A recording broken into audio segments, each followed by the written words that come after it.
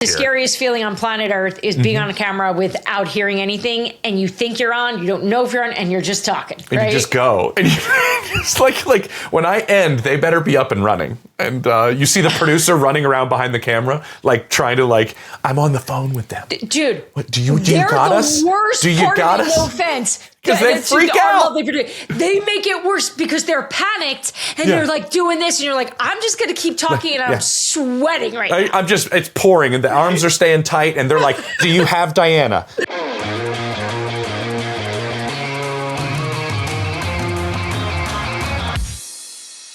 Oh, welcome to Scoop City on a Wednesday. I'm James Homer. Don't forget to like and subscribe because we got all the goods. We got snubs. We got coaching hires. We got guys not getting into the Hall of Fame. We have everything for you. And we're not even mentioning the Super Bowl today, so that's just a prerequisite. I have Dianna Russini with me, the Athletic Senior NFL Insider. We are going to get through what happened with the Browns pivoting to Todd Monken, or did they not? Also, Joe Brady getting the job in internal hiring there in Buffalo, and also the fallout from Bill Belichick not being a first-ballot Hall of Famer. We'll cover all of that with Dianna. We also have Seth Wickersham. We also have Joe Biscaglia giving us some information on Belichick and Brady coming up in the show. Okay, Dianna. A lot's been going on this Wednesday morning. I know you've been working the thumbs. Todd Monken.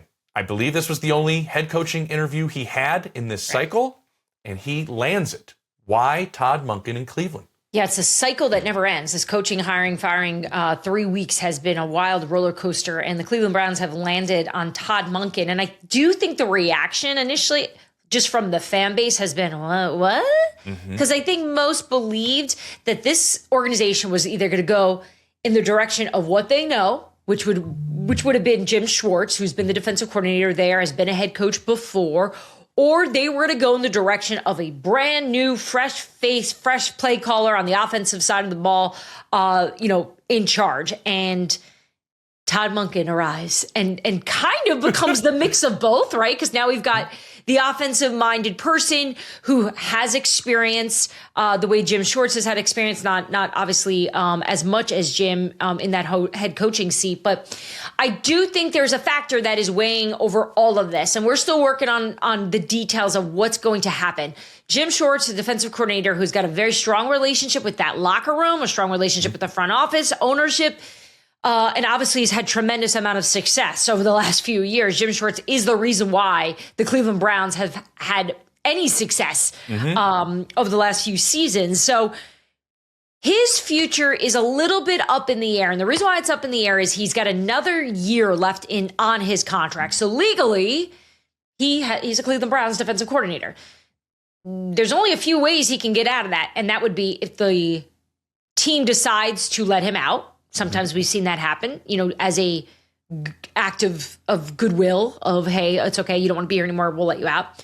He retires, right, and just sits out this year, which I don't expect that to happen. But he's a factor in this, and I think he is a part of why they went with Monken. I think that we're going to probably this is going to probably wrap up, and we're going to find out that Schwartz is probably going to stay there.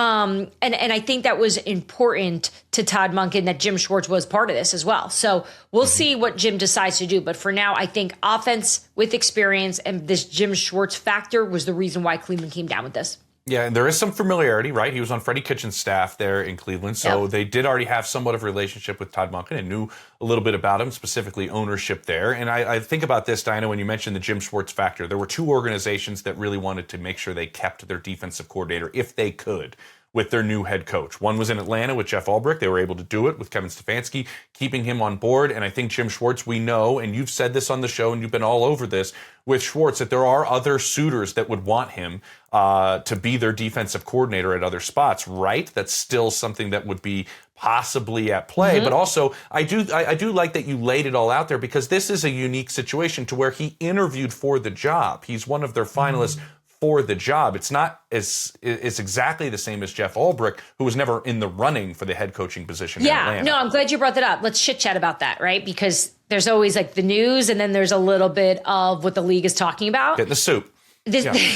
So let's dive into the scoop soup. And this was brought up to me last week by somebody who knows Jim Schwartz very, very well. And he's like, you're telling me Jim Schwartz is going to interview for the head coach job and just be okay with it if he doesn't get it and stay on staff? This is a veteran, wise head coach that's respected around the league. I'm not so sure that would be the case, was what this person was saying. Like, that's probably something that Cleveland is going to have to factor in. And so when we were seeing some of these younger head coach candidates interview, I was definitely thinking about that of, let's say that Grant Udinski didn't drop it out and he stayed in this thing. How was that going to play? Would Jim had immediately asked, for them to let him out? Mm-hmm. That would make sense. And I don't think I would fault him for that. Like, no, it has to be awkward, right? I mean, how could, hey guys, I'm back. Yeah, hey, I'm here. I'm not good enough to be the CEO, but let me make sure I support and even mentor probably this young guy who has the job I want. It's so weird. You guys don't love me, but you certainly like me to run your defense. Yeah. It's kind of like when you bring on like the brand, the young drafted quarterback and you've got the veteran. Mm-hmm. It's like Joe Flacco back in the day. Remember, he's like, I'm not here to mentor. Yes. I'm here to win my job here. Yeah. Same situation. So we'll see how this shakes out. So we'll see if he decides to stay. Look, I could see him being somebody that also doesn't want to be there anymore because of what we just laid out. Like, I could see, I've covered Jim a long time. I know his personality.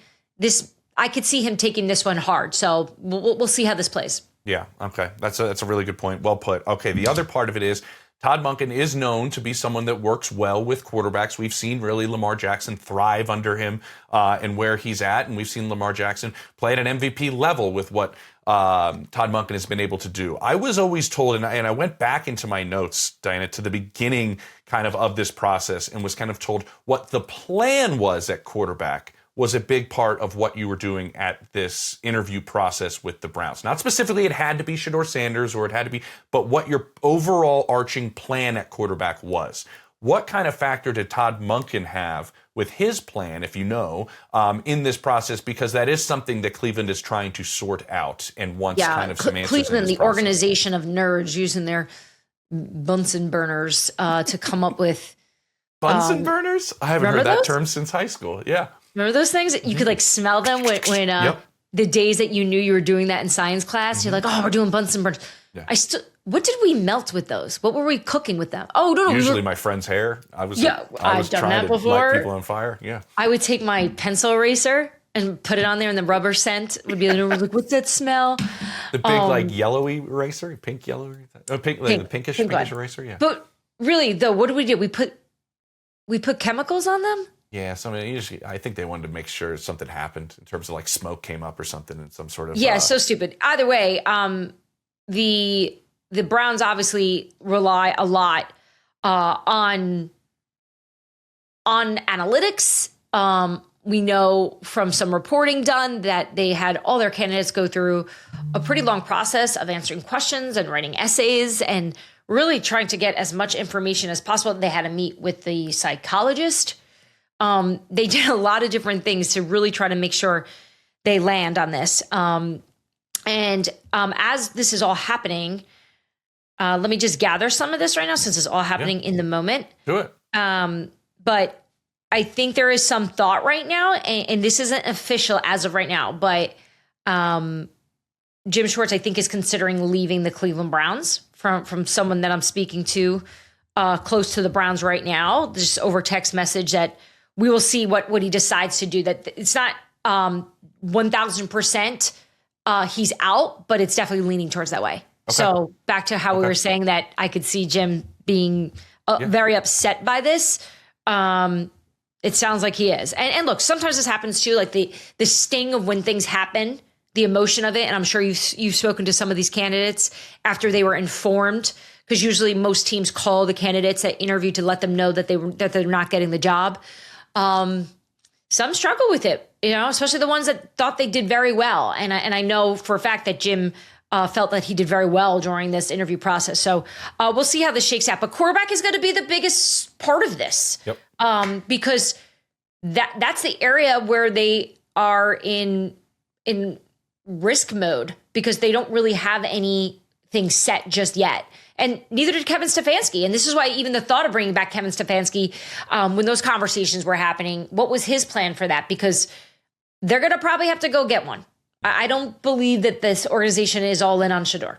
So we'll see what Todd Monken has in store for the Cleveland Browns, because it is not an easy job. As good as that defense is, they need to make a lot of improvements. That's a great point. My 2 cents before we move on is I was told early in the process, Dianna, that Shedeur Sanders was not a major factor. I'm sorry, Pro Bowl quarterback Shedeur Sanders was not a major factor in the decision-making process on who was going to be the head coach. Obviously, his potential, his contract, obviously favorable, but it was not a major factor in how you were going to go about hiring this head coach. But we'll see what they do with the position as a whole. All right, Joe Brady news dropped.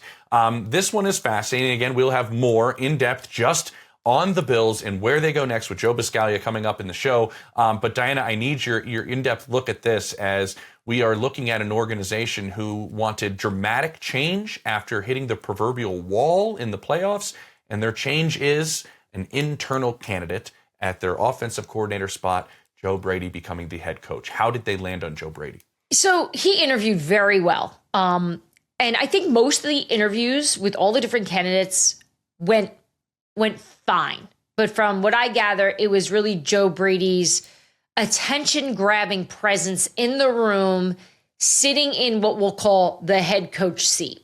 Mm-hmm. They had never really seen him in that light.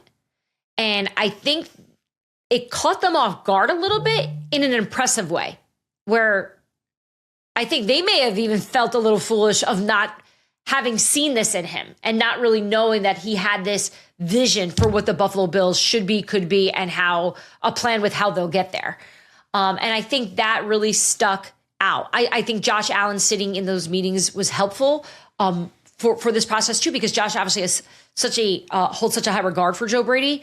And there's a relationship there and a comfort there. But he also had good relationships with a lot of these candidates. Mm-hmm. And I did ask somebody there if Josh carried heavy weight in their decision here. And it was explained that he did not. That they asked him for sure, but it wasn't like he was banging on the table and then they made this move because that's who Josh Allen wanted. Apparently, Joe Brady blew away the room.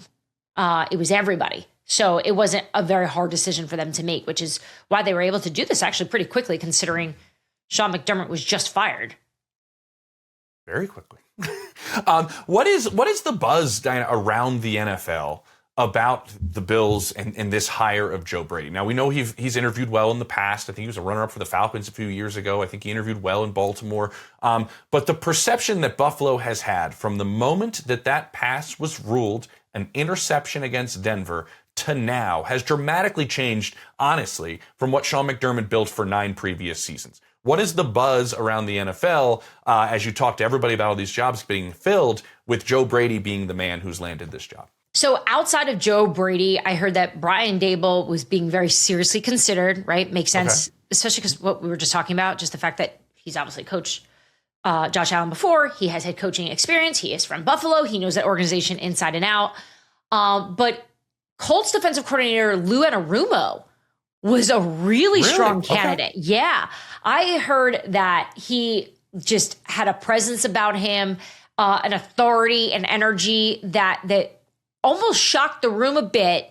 Not that they weren't expecting that. I just think that he has so much experience from all the different places he's been at. And he's been around some great head coaches, some bad ones too. And I think that's really helped him arrive. I do think Lou is going to be another name we'll see in the next cycle. This is a cycle where I think a lot of people were leaning towards offensive minded. And obviously that is where Buffalo landed now. Yeah. Listen, this is Team Lou right here. I mean, this show has been a Team Lou. Yeah, we have been very pro Lou. We've been very pro Lou. I'm not going to lie about that. Before we jump to Bill Belichick, I do want to ask you, where does Klint Kubiak fit in all of this? Because you just mentioned offensive minds, and we just saw him put on a masterclass in that NFC Championship game, an offensive scheme in front of one Tom Brady, who was calling that game. But there's these rules within the hiring process, and Klint is still now participating in the NFL season. Nobody else is really outside of the Patriots and the Seahawks. So how does kind of the path that the Seahawks have been on, Dianna, really kind of maybe slowed up some things for Klint Kubiak? How has it impacted him? Because he's still you mentioned one of those offensive names out there. Yeah, he's going to wind up meeting with one of these teams at some point here. I've got Las Vegas circled as a team that really has very strong interest in him. Me too. And Buffalo just didn't want to wait. And I know that sounds ridiculous, but you have to understand from their perspective, things are moving. The Senior Bowl is happening right now. I spoke to an offensive coordinator this morning with a team.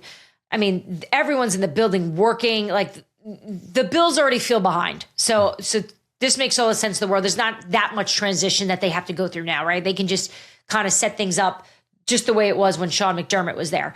But as for Klint, look, we're waiting for Arizona and we're waiting for Vegas. And you know, you mentioned the Tom Brady interview live on the air when we saw them in that NFC Championship game.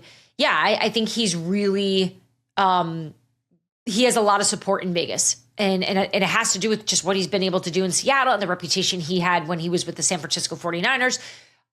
There's a lot of really good positive vibes, we'll call it, around Klint. So we'll see if he'll be able to land this. And Arizona, I'm still watching. You got Mike LaFleur, Anthony Weaver, and Raheem Morris waiting. And I'm expecting an answer very soon, actually. So we'll see where that shakes. They had originally wanted, and Ron Rivera was in there too. Yeah, that was a great nugget you had. Very just random. Compliment. Yeah, I don't think Ron Rivera is going to get the job, but I think he was definitely part of this coaching hiring cycle for Arizona as they were trying to basically look anywhere and everywhere to try to think outside the box a bit. Obviously, Ron is at Cal as the general manager there for their football program. Yeah. Wow. So yeah, we'll see. I had heard they wanted to go offense, but then I heard more recently they're more open-minded. So we'll see where they land. All right, that works. I wouldn't want to be Klint Kubiak's wife, Dianna. Not just that I don't find so much stress Klint to be married to, but I mean, this would be 6 teams in 6 years if he goes to Vegas. That's a lot of moving for the family. But that would be our first head coaching opportunity for Klint Kubiak and company. So obviously a different feel in that move. Real quick, because I know you're slammed right now.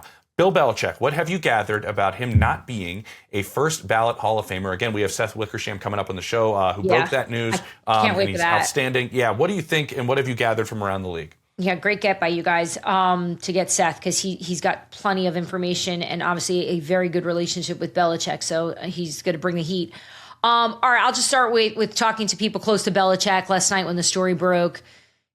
They were in shock. I didn't find them to be filled with rage or angry at all. It was more like, this is unbelievable. Can you believe this? Like, obviously this is political. There are people with personal vendettas. They're aware. And here's the great part about Belichick's side to this. He doesn't really need to say a thing because I tried to get him to speak to me on the record about it. And he doesn't need to. Right? Because the rings speak for themselves. I think. The rings speak for themselves. Yeah. And every single person, I think, almost every person that covers football, that watches football, that respects the game, feels the same way, which is that this was a bad slight. The process isn't great. I had one head coach say, if people are going to put their emotions in their votes, then they shouldn't be voters. You can't do it. The work is what you're voting on, not your personal feelings. And the hard part, and my pushback to this coach was, yeah, but but in this case, unfortunately, it's human beings making the vote. Very true. So unless they want to make this analytical and make this just based on numbers and have some AI machine come up with answers, there's always going to be a human element to it. So it stinks, but how do you patrol that? How do you police it? You can't. So yeah, everyone around the league is just so upset about it, blown away. And when we've seen the reactions, like I don't think I've seen something like this in a long time where the whole world was in on one story and in agreement, Yeah, exactly. I was about to say, like, it's not like everybody's debating this massive topic. It's pretty much all on one side. Everyone's like, what? Like, what are we doing? What are we doing? My goal one day is to actually be a voter for the Hall of Fame. So one day I'll get there and I will hopefully not make this same mistake because this is a bad one. Well, I hope and they're calling it the Brady 11, the 11 people that, the Belichick 11, the 11 that didn't vote for him. Like, who are these people? And it's never going to come out because no one's going to admit it. No one's going to admit it. That's the thing. It's very secretive. You've had to go on record for your voting. You're voting. Can we go one show without bringing this up? Because I really don't want to be upset. I've been so grumpy lately, and now you are making it worse, James. Sorry. I apologize. Why were they made public? I don't know. And why didn't they tell us? I talked to Brandon Bean about it the other day. Told everybody. I'm not. Listen, he was laughing about it when I talked to him about it recently. He was laughing about it. So, it's wonderful. You're the best. You're outstanding. I love you. Thank you so much. I love you too. Keeping the Bill Belichick conversation going with the man who broke the news, Seth Wickersham of ESPN, joining us next on Scoop City. We got to get to the bottom of this thing. All right, joining us now on Scoop City, Seth Wickersham, the senior writer for ESPN, also a New York Times best-selling author for American Kings. I read our quote here, by the way, from The Athletic, a must-buy. Is from The Athletic here, Seth. And to make sure everybody goes and checks out American Kings for sure about the NFL quarterback position and the quarterback position as a whole. But we are talking about the head coaching spot right now. Is the biggest news, Seth, and you were a part of it, of Bill Belichick not being a first ballot Hall of Famer. I want to know kind of how this process for you and digging to kind of get an inkling, information that this was even a possibility, because I wouldn't think it would be. How did you start going down the path that there was a chance this could happen? And then what was your reaction when you finally confirmed that this wasn't going to happen? Yeah, well, we wrote it with Don Van Natta, who's, my partner in crime quite a bit on a lot of these ESPN stories. And Don actually was the one who got a tip on it.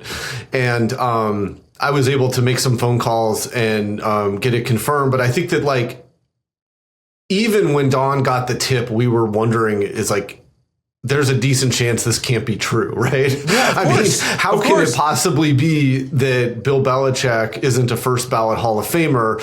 And so I think our reaction initially was very similar to, what you see on social media, where, a lot of you see some outrage and you see some, questioning the process, whatever it is, but mostly it's just kind of stunning, because I think that everybody thought that Belichick was going to get in his first year of eligibility. His resume is unparalleled. But I will say this, is that there was someone close to Belichick who maybe, I want to say 2 weeks ago, reached out to me and was like, hey, do you think Bill made it? Because they voted on January 13th. That was the session. And I was like, I'm sure he's in. I'm not a Hall of Fame voter. Mm-hmm. If I were, I'd be disqualified because you're not allowed to talk about it or report on it. But I was just really stunned that he would be asking that question. But maybe he had gotten some information that there might be more trepidation towards Belichick being a first ballot Hall of Famer than anybody really could have imagined. Yeah, it's unbelievable. You're right. And to put this into context, Seth knows it. I've spoken to voters where they just do not talk about this at all. It's like Fight Club. You just do not talk about it at all. But I did hear, Seth, honestly, from two different voters that was like, man, wild year. That's the extent of what I got. Long process. Yeah. This went long. Man, this is going to be a wild year. And I was like, you always think players in your head going, okay, well then which players didn't get in? In your piece, you said, the piece essentially said that politics, essentially the idea kept him out, not a reflection of his accomplishments. I think that was somebody close to Bill that's kind of their thinking. Is that, do you believe, accurate that those around Belichick and himself probably think that that's more of a reason why he was not a first ballot Hall of Famer? Well, look, I know for a fact that the cheating scandals of the New England Patriots, Spygate, which was really, really Belichick-centric, and then Deflategate, which was not, but in their dynastic run, both of those cost them first-round picks, came up during the deliberations. And, I do think that there was a segment of voters who, believed that, Van Natta and I wrote about it about a decade ago, but, Spygate was worse than people realized. And, that was one of Roger Goodell's early tests as a commissioner. They kind of swept the evidence under the rug. They destroyed one of the tapes, at least one of the tapes, by stomping it into pieces in a New England, in a boardroom at Gillette Stadium. And, I think there was a sense of outrage around the league that hey, look, this investigation, quote unquote, was open and closed within, a week. How can we say that we don't even know how many games it helped them win, and nobody even bothered to ever find out. And so I think that there's a lot of outrage towards that. But I do think that we don't know exactly why he didn't make it, because a lot of the voters who voted didn't actually know. Like, they're not privy to the results. And so, I think that, like, if we're able to gain more insight into that process and how things went down, it'll be interesting. But I do think that Mike Sando, your colleague and one of my good friends, he wrote about how this could happen. He kind of speculated about it on X. And I think that, like, there's a lot of truth to what he says. I mean, I think that, like, he basically said, look, this is a funky process. You can vote for 3 people.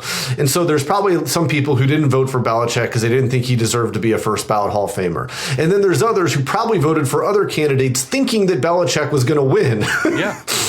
And so often where we look for conspiracy, we end up finding human beings.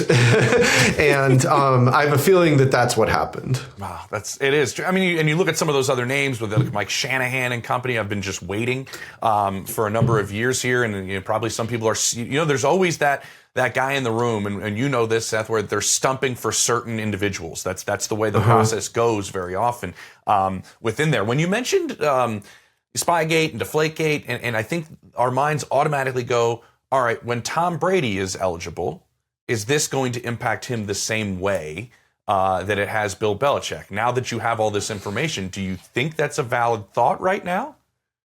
If that ever were to be a thing, I think that the outrage and just the bad look from the Hall of Fame for not admitting Belichick on the first ballot stomped that out. Yeah. But I do think that, like, and I think that, like, Brady's resume obviously, is more than deserving as a first ballot Hall of Famer. He's the greatest football player that we've seen in our generation.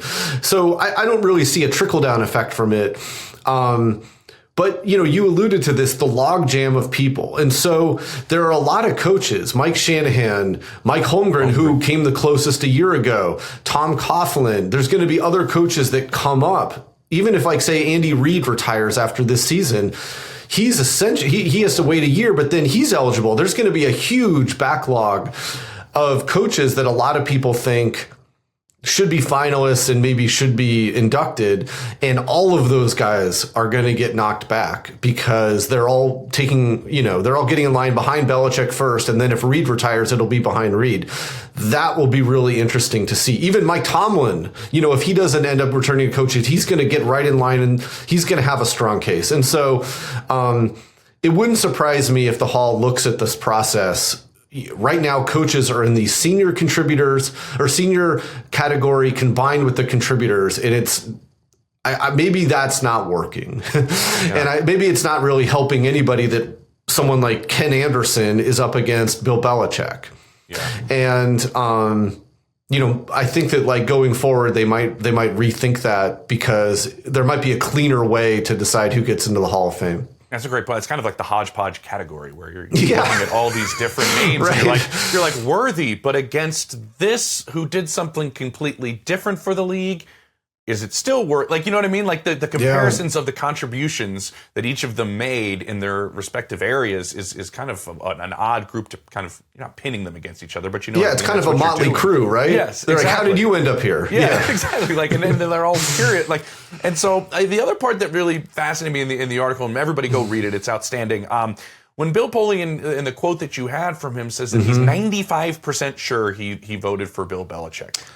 In the voting process, I would be probably pretty certain about who I voted for. To clear that up, do you think we will ever have an open process? We have that now for the MVP and things like that, and we know who voted for who. Do you think that change would ever happen amongst the cloaked committee of the Hall of Fame? I don't know. I mean, honestly, I would be a little worried for the voters because you have Dave Portnoy, tweeting things that I think are woefully inappropriate. But, I think that it could impact their lives in a real way going forward, maybe like trying to add some, look, those would be the greatest, television, debates that, we'd have outside of games, right? I mean, to be able to have to watch pretty good those. at this thing, Seth. Like, they are. They're probably. But it's, the Pro Football Hall of Fame. It's the Pro Football Hall of Fame, not the NFL Hall of Fame. So it's a separate entity. It's a little bit like the Combine. You know what I mean? It's like kind of a separate thing that's related to the NFL. Going forward, would this serve as a call for more transparency? I mean, my gut would say no. It would serve as a call to break up the contributor category and the seniors category. Okay, that makes sense. All right, before we go then, the last question I essentially have for this is, what do you think the end-all ramifications are? Like, this is kind of such a large response in the league and the Hall of Fame, and everybody is keeping an eye on the way that this has been received, Seth. Do you see anything in terms of the process being altered in the immediate future because of what has transpired? I'm not a voter, and so I can't exactly speak to that. But I think that, like, making it cleaner for the senior players and the contributors, this seems like a pretty big wake-up call to do that. Because, again, it's so shocking that Bill Belichick isn't a first-ballot Hall of Famer that it really doesn't reflect well on the Hall of Fame and its process. And I think that, like, even though this wasn't intentional, the Hall of Fame didn't want this news out. I think that in a lot of ways it probably ends up helping, because there's one person who will get in and it'll be announced, the week of the Super Bowl. And if it hadn't been Belichick, it would have completely overshadowed that person's candidacy. Like, when Dan Marino got in, he got in the same year as Steve Young, and there was just a cloud over Dan Marino the entire weekend because all people could talk about was how he hadn't won a Super Bowl, and, his career felt incomplete during the weekend that should have been the crowning achievement for an outstanding career. And I think that whoever gets in, it probably helps that this Belichick news is out now, because it gives us a chance to look at their career a little bit differently rather than deal with the kind of sticker shock of it, that it's anybody but Belichick. That's a really good point. And I just want to say this too, like, I think you've had this opportunity. I believe we've never specifically spoken about this, but I believe you have. I've had it as well, to be in the same room as Bill Belichick, maybe in a small group, and hear him talk about football or scheme or the history of the game is unbelievably unique and a really, really neat experience. I don't know if there's too many people out there that feel the way he does about the Hall of Fame, the history of the game, and that I think that part of it also plays a little role in all of this.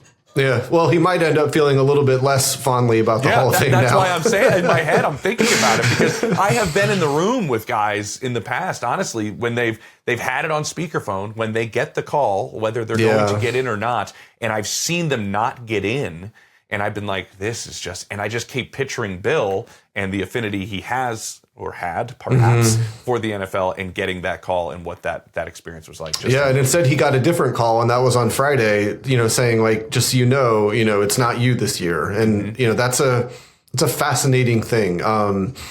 And, we'll see how it plays out over the next week or so. And then really into the off season, when the Hall kind of looks at its structure and decides if they want to reevaluate anything. Unbelievable. Great work. Great to chat with you. I prefer seeing you in person, but this does well. And I will see you down the road, my friend. Well, we have to have you back, by the way, to talk about American Kings for sure, because you and I discussed that. We need to break this down. We need to talk about this book, by the way. It's not like you haven't talked about it before, but we need to do it. I've never done it with you. Anytime, my man. Awesome, man. Appreciate it, Seth. Thank you. Thank you. I could talk to Seth for hours about the intricacies of how this league works. He knows it better than anyone. All right, you know who knows the Bills better than anyone? Joe Buscaglia joins us next. What's next in Buffalo in the Joe Brady era? That's what I'm calling it. Joe's got the goods next on Scoop City. Hey guys, it's James Palmer. You listen to us. Now we want to hear from you. We're asking you to fill out a quick survey about you and your podcast habits by going to theathletic.com/survey26. Now, 3 lucky entries will win $100 worth of Amazon vouchers too. So whether you're a longtime listener or a new one, we want your feedback. Go to theathletic.com/survey26. That's theathletic.com/survey26. The link is also in our episode description. Thank you. All right, welcome back to Scoop City on a Wednesday. James Palmer here with you with a very special guest, somebody that has been extremely busy. I've seen him a lot lately. Joe Buscaglia covers the Bills for us and has been a very busy man. We now have a head coach in Buffalo in Joe Brady. Now, what I need you to do is make some sense to me and make me figure this out. Because what I had heard, Joe, is that Terry Pegula said essentially that the coaching staff was to blame for the proverbial wall they have hit in the postseason, and changes needed to be made to get past that and make sure that they can get to a Super Bowl in Josh Allen's prime. So the answer to that is promoting the general manager, Brandon Beane, to head of football operations, and then hiring internally and promoting Joe Brady from offensive coordinator to head coach. It seems like we have a lot of the same to try to find a different result. What have you dug and where have you found answers for me in this early part of the process? Yeah, I don't know that the exact answers exist right now, which is equally a piece of the puzzle here. Basically, this hire of Joe Brady, which they have basically rationalized to themselves and everything along those lines. And you look at his past. I mean, when he took over in 2023, it helped kind of spike the Bills offense when they were really inconsistent under Ken Dorsey. He helped get more out of them. Players in the locker room commented how collaborative Joe Brady was, which was a big thing and a big change for them. Then in 2024, they scored the second most points in the league. And that was something that they kind of crowed about in the offseason, and that, they felt really good about the where their offense was heading. But then this past year, the 2025, we really saw kind of a seesaw with this offense, where it was just this great dynamic thing one week, and then the next week they're really struggling to score points, and the defense has to keep them in it. So to your point, yeah, it's a lot of the same. And basically, with the moves that they've made, what the Bills have signaled is that this was all Sean McDermott. And that to them is what they believe is the piece that they had to remove in order to enhance the ceiling that they had, because they felt like they were capped at maybe the AFC Championship game with Sean McDermott. Whether that's going to happen, whether it's going to work out for them, we shall see, because it's a lot of the same. I mean, they do have some choices here. Are they going to change up their defensive scheme, which could, open up a ceiling too, because maybe they thought Sean McDermott's scheme wasn't exactly good for today's NFL. So that's a possibility. But that said, Joe Brady's taking over as head coach. I've already had a team source tell me that Joe Brady will continue calling the plays, which puts a lot on his plate as a first-time head coach, and that there is a risk there with spreading someone too thin, especially being a young guy, and there's burnout, and he's also a dad of a very young child, so there's that element right? to it. I mean, they're both not very old. Yeah, he just had a newborn within the last season, so there's a lot going on for Joe Brady here. So they have to be really careful that he doesn't spread himself too thin, but they are excited about him at the very least to see what he can do as the CEO, head coach, and now offensive play caller. Okay, I love that. The CEO, head coach, that's important. Joe Brady obviously is what we want to get to. I'm going to put a pin in that really quickly, because one more question about the organization in a sense. And it seems so much, Joe, like familiarity and continuity was very highly valued in this. And I think Josh Allen's window and turning 30 this offseason obviously plays a part in that you don't want any sort of ramp up. You want to make sure you get right back into the ball rolling and you're competitive right away. That's why those two words I mentioned seem very valuable to this organization. When I look at the candidates that they went and spent the most time with, so many of them check those boxes with familiarity to the organization. Do you think they spent enough time looking at other options in a job that they had that most people I talked to around the league said this type of opportunity does not come around very often for a head coach with this type of generational player and this type of organization and roster ready to win right now? Did they cast a wide enough net to even look at things that they weren't familiar with, in your opinion? Well, I mean, there is one notable name that they did not talk to, which was Klint Kubiak in Seattle, because, there's also a challenge. Yeah. Go ahead. Sorry. Legally, they missed the first window to talk to Klint. Yep. And then they couldn't really talk to him until after the Super Bowl. Essentially because of the way the rules work. Okay, continue. Yeah, so that's why they missed out on that chance, and maybe they felt like this extra couple of weeks is just too long, and that way they can get started. They did cast a fairly wide net. Like they talked to Shieldhouse from the Rams, they talked to Udinski from the Jaguars, and there were some other names that kind of filtered in there. Davis Webb from the Broncos as well, and which also, as we've talked about on the last show, that there is some familiarity there between the Bills and Davis Webb. But I think at the end of the day, familiarity ultimately won out because, as you said, it gives them, it takes away that ramp up period, because anytime you see it as well as I do, anytime a head coach comes in, there is a feeling out process throughout the entire building about how this thing is going to go. And with Josh Allen needing to know exactly, okay, what is this person going to expect of me? Are we going to be running a brand new offense? How long is it going to take to learn all this stuff? It's not stuff that is so difficult to overcome, but it's at least a challenge. I will say, there is some wonder, as to why they didn't really do the second interview thing with some of like a finalist or something along those lines. Grant Udinski to me was someone that was really interesting specifically for them with his mind and everything that I had heard about him. And I'm fairly certain that he was impressive in his interview with the Bills, but at the end, what'd you say? He's a genius. Yeah. Everything you hear about the guy is like, oh, well, yeah, he's going to knock every interview he ever has out of the park. But yes, they ultimately concluded that familiarity is the way to go. And you just have to wonder, did they go into this process with Joe Brady at the top of their mind and going, okay, we'll talk to everyone else to see, but we believe that we have something good in Joe Brady. And then obviously Joe Brady had to interview it for it as well. But that said, it really felt like they had something good in Joe Brady, and ultimately that's the way they went. That's the way they went. And Joe is a fascinating candidate.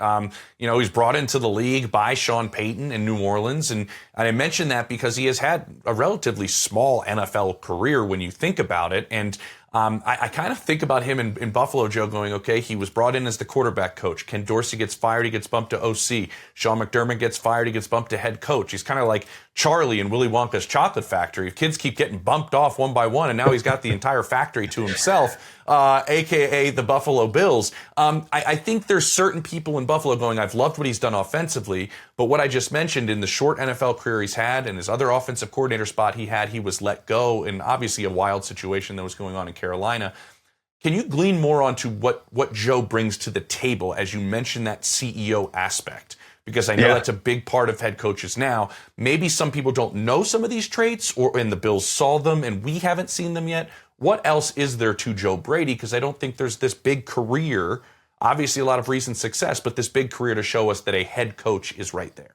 Yeah, very quickly, you brought me into a potential alternate universe. In 2022, when they hired him as quarterbacks coach, they also were trying to hire Davis Webb to do that job. And he ultimately decided to go play for the Giants, continue his playing career. You just have to wonder, if Davis Webb takes the quarterback job, is he the head coach of the Buffalo Bills right now? The butterfly effect. Yeah, it's like parallel universes right next to each other. Wow. 100%. Yeah. But that said, I think the thing that they like the most about Joe Brady is something I kind of alluded to early, which was, he is, from a player perspective, extremely collaborative, and he always tries to talk to his players to see what they like running, what they feel is most effective, and because if they have some ownership within the offense, then they would be more compelled about what's going on in the plan and everything along those lines. So he's very much a player's coach, and I think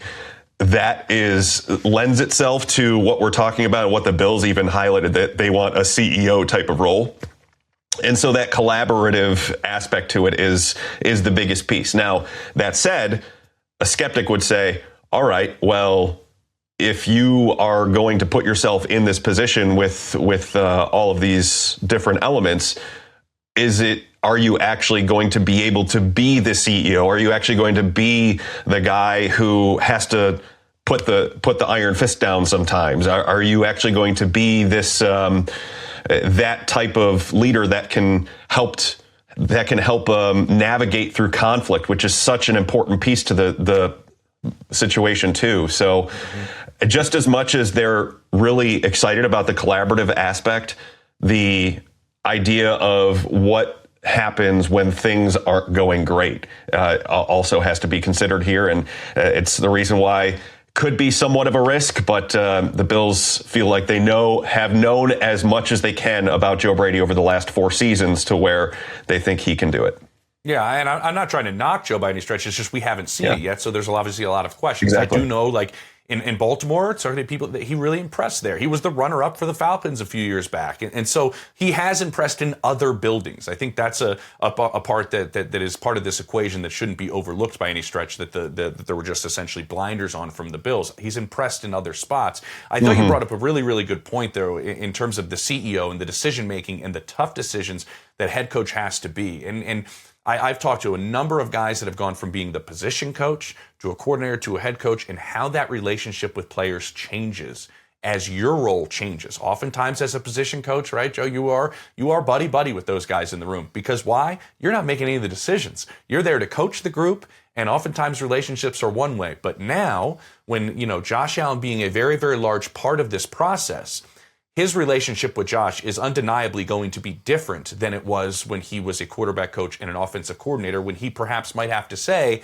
hey, we could save $9 million if we cut your buddy Dawson Knox. That's a different conversation than it was when you were the OC not making decisions. I'm kind of curious about Josh's input in this and where you think that kind of goes when him having somewhat of a say in here. I'm not saying he made the call, but a say in here about how this decision was made.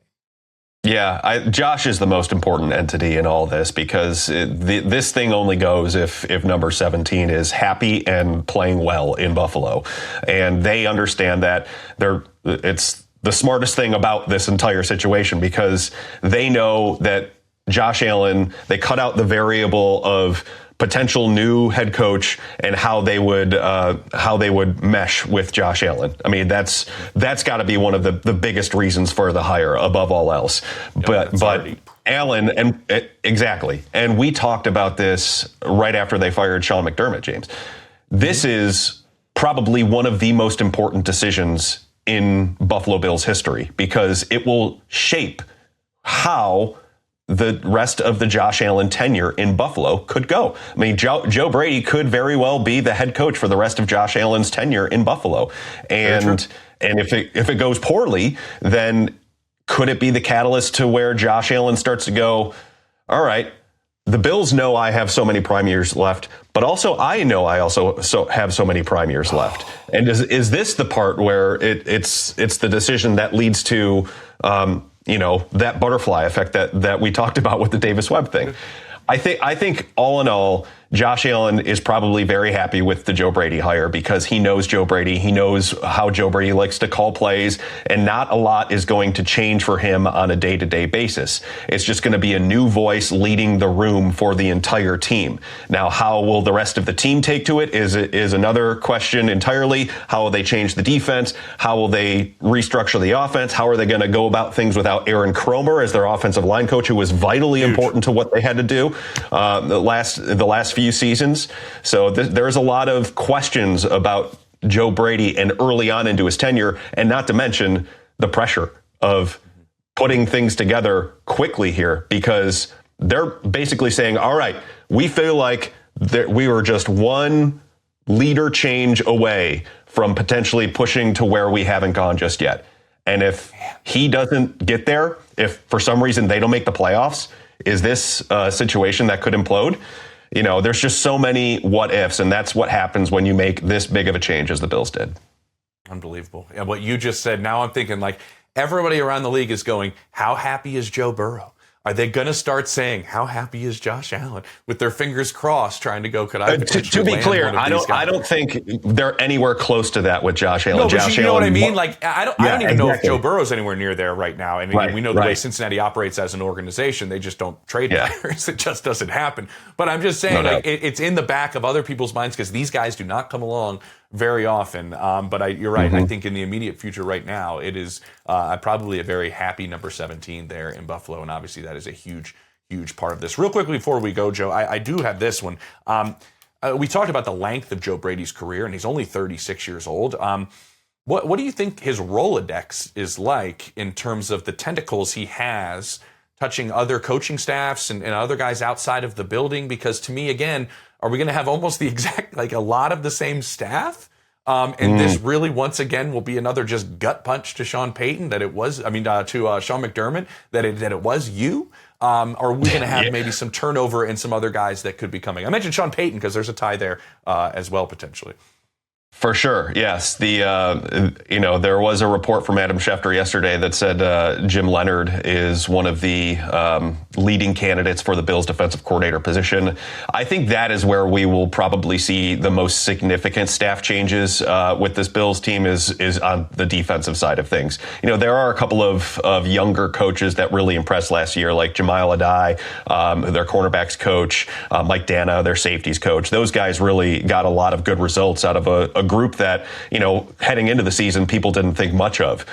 So maybe those two guys would be a couple to keep an eye on to stick around. But for the most part, if they're moving on from McDermott, that likely means they're probably moving on from McDermott's defensive philosophies and wanting a new voice, especially with Joe Brady being an offensive play caller, wanting someone to basically hire someone to say, all right, you're the head coach of the defense. This is your thing. Brady might have some input here or there, but for the most part, it's yours. Go. And that would be a really intriguing coaching position, I think, for a defensive-minded guy who might want to get a head coaching job somewhere. But on the offensive side of things, probably minimal changes. They do have to hire a new offensive line coach because Aaron Kromer retired. I kind of wonder if they switch things up at the wide receivers coach just based on how things went last year. And Adam Henry, maybe they move on from him. But otherwise, Kelly Skipper, who's been their running backs coach for a long time, I'm betting he's probably back. Ronald Curry, their quarterbacks coach, I'm betting he's probably back because Joe Brady helped hire him. And then I don't know, maybe. Maybe could be that offensive coordinator role, even though it's not a play calling role. Austin Gund is someone I'd keep an eye on to potentially fill that offensive line coach role. He was Aaron Kromer's protege in Buffalo. And then their tight ends coach, Rob Boris, he's been there since the beginning of the McDermott regime, so I'd anticipate he'd be back too. Wow. God, this is something to keep an eye on, though, Joe. It's been outstanding. We'll probably have you back during Super Bowl week as this continues to get filled out. Appreciate it, man. As always, thank you. Thank you, James. Outstanding show, as always. Thank you, Dianna Russini, joining us as always. Joe Buscaglia joining us, giving us the goods from Buffalo, as well as Seth Wickersham giving us his time early this morning in a busy day after he broke that news on Bill Belichick. Enjoy our Thursday show, which will be normal. We will have that coming out with a lot of more information about the Super Bowl and getting inside those buildings, but also we'll have a live show on Thursday, a live stream that I'll be hosting at noon Eastern. You don't want to miss that. Keep an eye out on the socials for more information. All right, this is Scoop City. See you tomorrow. Thanks for watching Scoop City. Don't forget to like, subscribe, and feel free to leave a comment. New episodes of Scoop City drop every Monday, Wednesday, and Thursday.